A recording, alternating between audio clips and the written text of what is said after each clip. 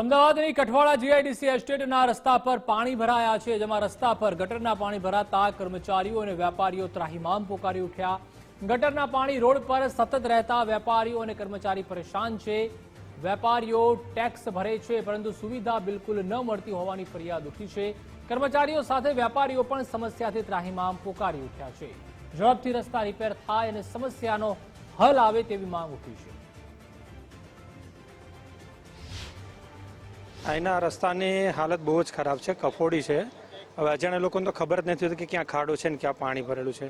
રોજના ડેલી માણસો પડે છે અને એ લોકોને અમે પણ ઘણી વખત દવાખાને લઈ જઈએ છીએ। કાલ પરમ દિવસે તો હું જ પડી ગયેલો છું, મને જ અહીંયા હાથ ઉપર વાગેલું છે, બરાબર। આ રસ્તાના કારણે જ પડી ગયેલું એ તો ખ્યાલ નથી, પણ અમે વિરાટનગર ઓફિસે ગયા હતા, ઘણા બધા લોકો ભેગા થઈને। હા, બળદેવભાઈ દેસાઈ કરીને છે, અમે રજૂઆત કરેલી છે, અમારી પાસે કમ્પ્લેન નંબર પણ છે, પણ એ લોકો કંઈ સાંભળતા નથી। 6 થી 9 મહિનાથી આ પ્રોબ્લેમ છે। એના માટે અમે વિરાટનગર 2 વાર મળી આવ્યા છીએ।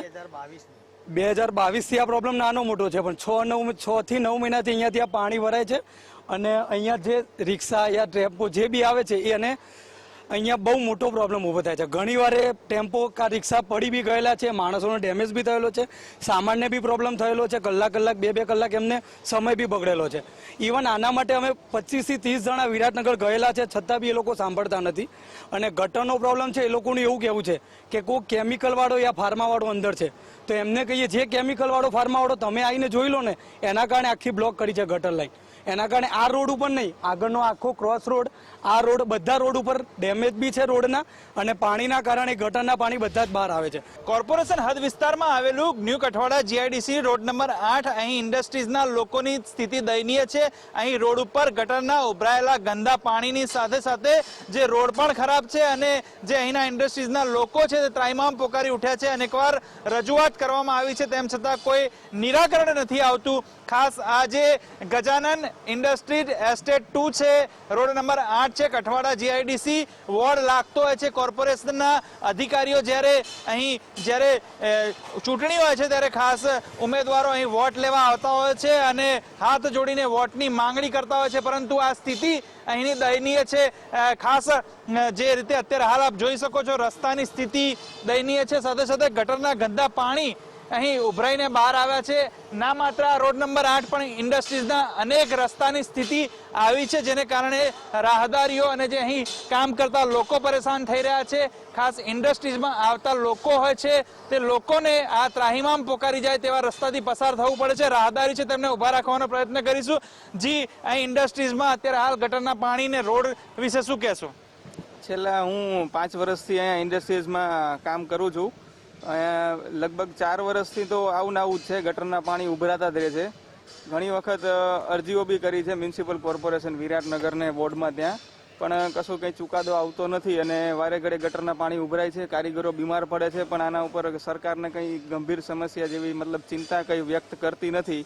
અને આના હિસાબેથી જે આપણા જેવા આમ જનતાને નાગરિકો છે એને હેરાની અને મુશ્કેલીનો સામનો કરવો પડે છે। રોડ રસ્તાને બધી બહુ ખરાબ છે। આ લોકો ટેક્સ લઈ જાય છે દર વર્ષે ઉઘરાઈને ટેક્સ બિલો, પણ ટેક્સ બિલનો પૈસા ઉઘરાઈને એના ખર્ચા પ્રમાણે જે કામકાજ કરવું પડે છે, કશું કામકાજને કંઈ ધ્યાનમાં લેતા નથી આ લોકો। ચોક્કસથી સ્માર્ટ સિટી ગણાય, પરંતુ સ્માર્ટ સિટીની અહીં ઇન્ડસ્ટ્રીઝ છે। અન્ય એક વ્યક્તિ છે, તેમને પૂછીશું શું પરિસ્થિતિ છે। જે રીતે અહીં આપ જોઈ શકો છો કે ગટરના ગંદા પાણી અને જે રીતે રોડ રસ્તા ખરાબ છે, કેટલા ટાઈમથી આવો છો, શું કહેશો?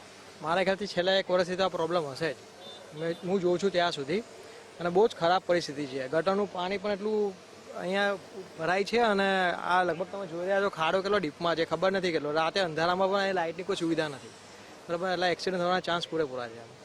ચોક્કસથી અકસ્માત થવાના પૂરેપૂરા ચાન્સીસ છે। એક તરફ જે વાત કરવામાં આવે છે કે સ્માર્ટ સિટી અને સ્માર્ટ સિટીની આ ઇન્ડસ્ટ્રીઝ છે, આ ઇન્ડસ્ટ્રીઝ કોર્પોરેશન વોર્ડ વિસ્તારમાં આવે છે, એટલે કે કોર્પોરેશનની હદમાં આવે છે। જ્યારે ટેક્સ લેવાનો હોય ત્યારે અહીં જે હોય તે ટેક્સના જે બિલ છે તે સમયસર આવતા હોય, પરંતુ વોટ માંગવા આવતા હોય અધિકારીઓ અત્યારે હાલ સમસ્યાના ટાઈમમાં ક્યાં છુપાઈ જાય છે, તે એક મોટો પ્રશ્ન છે। અહીંના વેપારીઓ પણ ત્રાહિમામ પોકારી ઉઠ્યા છે અને અહીંથી જે કામ કરતા જે લોકો છે, સ્થાનિક જે કર્મચારીઓ, તે પણ પરેશાન થઈ ગયા છે।